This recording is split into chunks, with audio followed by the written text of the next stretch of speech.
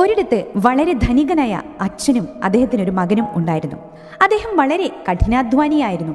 അതുകൊണ്ട് തന്നെ തൻ്റെ സമയം അയാൾക്ക് വളരെ വിലപ്പെട്ടതായിരുന്നു. എന്നാൽ മകനാകട്ടെ മഹാമടിയനും അലസനുമായിരുന്നു. ഓരോ ദിവസവും വെറുതെ ഇരുന്ന് തൻ്റെ സമയം പാഴാക്കിക്കൊണ്ടേയിരുന്നു. തൻ്റെ മകൻ്റെ ഈ സ്വഭാവം അദ്ദേഹത്തെയും കുടുംബത്തെയും വല്ലാതെ വിഷമിപ്പിച്ചു. എല്ലാവരും അവനെ കാര്യങ്ങൾ പറഞ്ഞ് മനസ്സിലാക്കാൻ ശ്രമിച്ചുവെങ്കിലും അവൻ അതൊന്നും കൂട്ടാക്കിയതേയില്ല. അങ്ങനെ സമയത്തിന്റെ വില മനസ്സിലാക്കി കൊടുക്കുവാൻ തന്നെ അദ്ദേഹം തീരുമാനിച്ചു. ഒരു ദിവസം അവനെയും കൂട്ടി അദ്ദേഹം ഒരു പാർക്കിലെത്തി. ദിവസേന ഒരുപാട് പേർ വന്നു പോകുന്ന പാർക്ക് ആയതുകൊണ്ട് തന്നെ അവിടെ ഇഷ്ടം പോലെ യാചകരും ഉണ്ടായിരുന്നു. അങ്ങനെ അച്ഛൻ തൻ്റെ മകനെയും കൂട്ടി അവിടെ ഭിക്ഷയെടുക്കുന്ന 3 ആളുകൾക്കിടയിലെത്തി. അദ്ദേഹം തൻ്റെ കയ്യിൽ കരുതി വെച്ചിരുന്ന ഓരോ കെട്ട് പണം വീതം അവർക്ക് ഓരോരുത്തർക്കും നൽകി.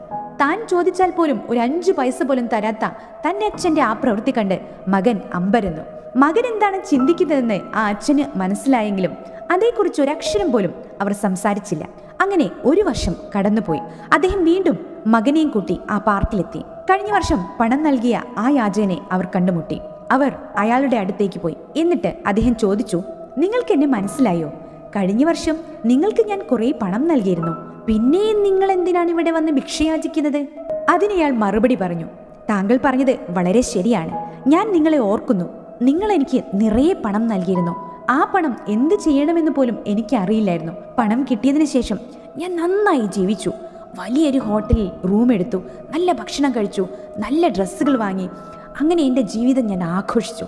ഏകദേശം 3 മാസമായപ്പോഴേക്കും കയ്യിലെ പണമെല്ലാം തീർന്നു. ഒടുവിൽ പഴയ പോലെ ദാ ഇവിടെ വന്ന് പിന്നെയും ഭിക്ഷയാചിക്കാൻ തുടങ്ങി. ഇത് കേട്ടപ്പോൾ അദ്ദേഹം ചോദിച്ചു, ഇവിടെ താങ്കളെ കൂടാതെ 2 പേർ കൂടി ഉണ്ടായിരുന്നില്ലേ? അവരൊക്കെ എവിടെയാണ്? ഓ, അവരിൽ ഒരാൾ എവിടെയാണെന്ന് എനിക്ക് അറിയില്ല. പക്ഷെ മറ്റേയാൾ ഭിക്ഷയെടുക്കുന്നതൊക്കെ നിർത്തി ദാ ആ കാണുന്ന വലിയ ഹോട്ടൽ ഇപ്പോൾ അദ്ദേഹത്തിൻ്റെതാണ്. അച്ഛൻ ആ മകനെയും കൂട്ടി ആ ഹോട്ടലിന് നേരെ നടന്നു. യാചകൻ പറഞ്ഞത് ശരിയായിരുന്നു. ഹോട്ടൽ ഉടമ അയാളെ കണ്ടപാടെ വന്ന് അദ്ദേഹത്തിന്റെ കൈ പിടിച്ചു.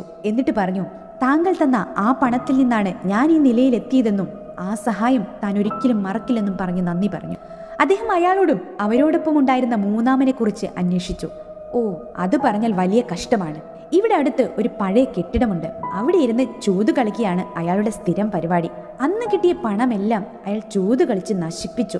ഇപ്പോൾ പകൽ മുഴുവൻ ഭിക്ഷയാചിച്ച് കിട്ടുന്ന പണവുമായി പോകുന്നതും അവിടേക്ക് തന്നെയാണ്. ഇത് കാണുമ്പോൾ താങ്കൾ അന്ന് അയാൾക്ക് പണം നൽകേണ്ടിയിരുന്നില്ല എന്ന് ഞാൻ പലപ്പോഴും ചിന്തിക്കാറുണ്ട്. അങ്ങനെ തിരികെ വീട്ടിലെത്തിയ ശേഷം അച്ഛൻ മകനോട് പറഞ്ഞു, ഒരേ ദിവസം ഒരേ അളവിലാണ് ഞാൻ എല്ലാവർക്കും പണം നൽകിയത്. അതിലൊരാൾ തനിക്ക് ലഭിച്ച പണം എങ്ങനെയാണ് വിനിയോഗിക്കേണ്ടതെന്ന് പോലും അറിയാതെ ഇപ്പോഴും യാചകനായി തുടരുന്നു.